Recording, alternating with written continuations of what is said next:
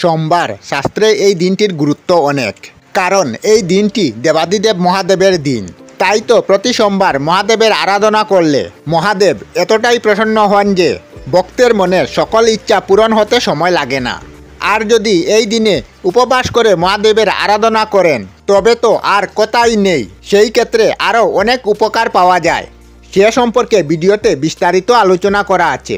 সেই সঙ্গে একটানা 16 সোমবার উপবাস করে মহাদেবের আরাধনা করলে কি কি উপকার পাওয়া যাবে সেই বিষয়ে আলোকপাত করা হলো। টানা 16 সোমবার শিব ঠাকুরের আরাধনা করলে যে কোনো সমস্যা সমাধান হতে সময় লাগে না, এমনকি মৃত্যুকেও হারানো যায়। শুধু তাই নয়, মিলে অনেক উপকার। যেমন ধরুন, 1 নম্বরে মনের মতো জীবনসঙ্গিনী মিলে।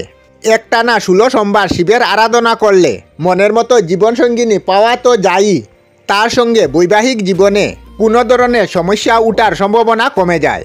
দ্বিতীয়, যে কোনো বাধা সরে যায়। এমনকি বিশ্বাস করা হয় প্রতি সোমবার টানা 16 দিন শিব ঠাকুরের আরাধনা করলে ভক্তের জীবনের যে কোনো সমস্যা সমাধান হতে সময় লাগে না।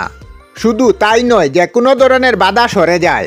সমস্ত জীবন থেকে যদি সকল ধরনের বাধা সরে যেতে চান তাহলে টানা 16 সোমবার উপবাস থেকে মহাদেবের আরাধনা করতে ভুলবেন না। তৃতীয়, পরিবারে সুখ সমৃদ্ধি বজায় থাকে।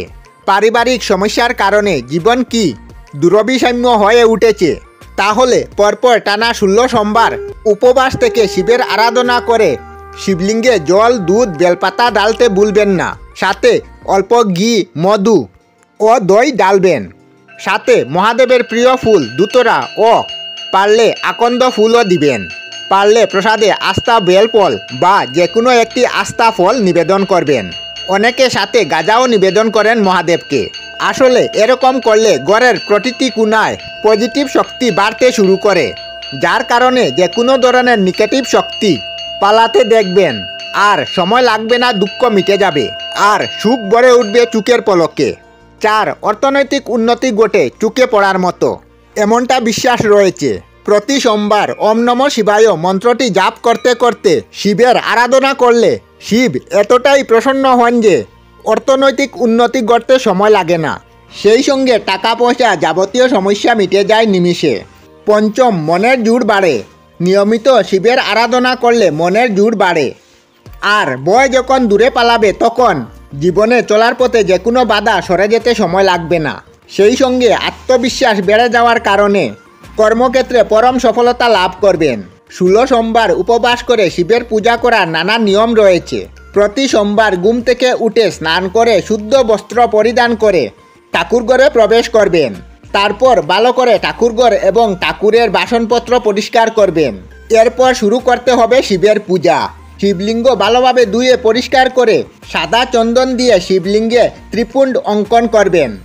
সাথে এক মনে জাপ করবেন ওম নমঃ শিবায় মন্ত্র। তার সাথে শিবলিঙ্গে চড়াবে দুধ, জল, বেলপাতা ও ধুতরা ফুল। ভিডিওর প্রথমে বলা উপকরণগুলির মধ্যে যা যা আপনাদের কাছে আছে তা দিয়ে শিবের আরাধনা করবেন। উপরে বলা উপকরণ যদি আপনাদের কাছে না থাকে তবে জল, দুধ, বেলপাতা ও ধুতরা ফুল দিয়ে শিবের আরাধনা করতে পারেন। শিব অল্পতেই সন্তুষ্ট হন। সব শেষে কর্পূর জ্বালিয়ে শেষ করতে হবে শিবের পূজা। উপবাস ভঙ্গ করতে হবে সূর্যাস্ত যাওয়ার পর সন্ধ্যা আরতি শেষ করে। এইভাবে পরপর 16 সোমবার ব্রত পালন করলে আপনাদের সকল মনোকামনা পূর্ণ হবে। ওম নমঃ শিবায়। আমরা আমাদের চ্যানেলে সব ধরনের ভিডিও আপলোড করি, যেমন ব্লগ, নিউজ, কুকিং ভিডিও, ধার্মিক আলোচনা ইত্যাদি। যদি আপনারা এই ধরনের ভিডিও দেখতে পছন্দ করেন তাহলে এই চ্যানেলটি নিশ্চয়ই সাবস্ক্রাইব করবেন। আমি আপনাদের সাথে বিদায়ক না, আজকের মতো বিদায় নিলাম। আর ভিডিওটি ভালো লাগে লাইক, শেয়ার ও কমেন্ট করবেন। ভিডিওটি সম্পূর্ণ দেখার জন্য অশেষ ধন্যবাদ।